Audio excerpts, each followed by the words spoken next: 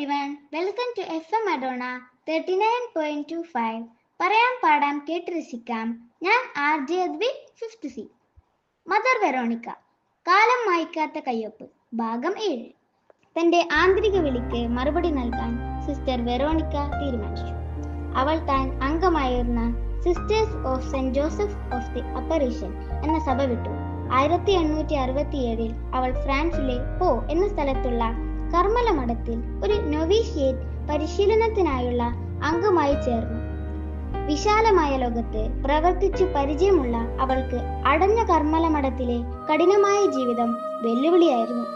എന്നിരുന്നാലും ദൈവഹിതത്തിന് വഴങ്ങാനുള്ള അവളുടെ ആഴമായ ആഗ്രഹം അവളെ മുന്നോട്ട് നയിച്ചു.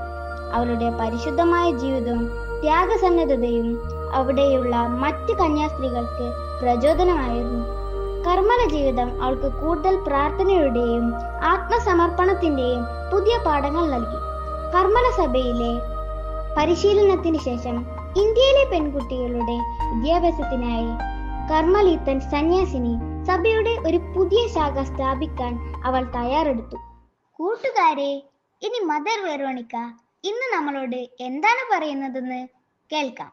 അവതരിപ്പിക്കുന്നത് 2ാം ക്ലാസ്സിലെ കൊച്ചു കൂട്ടുകാരായ Vahin and Advaith.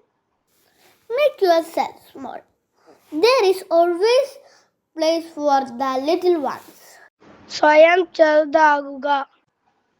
Thank you Vahin and Advaith. മനുഷ്യന്റെ യഥാർത്ഥ മഹത്വം വിനയത്തിലാണ്.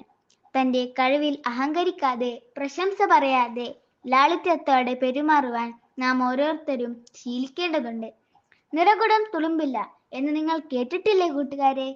എത്ര ഉന്നത സ്ഥാനത്താണെങ്കിലും അഹങ്കരിക്കാതെ എളിമയോടെ പെരുമാറുന്നവരെ നമുക്കെല്ലാവർക്കും ഇഷ്ടമാണ്, അല്ലേ കൂട്ടുകാരെ?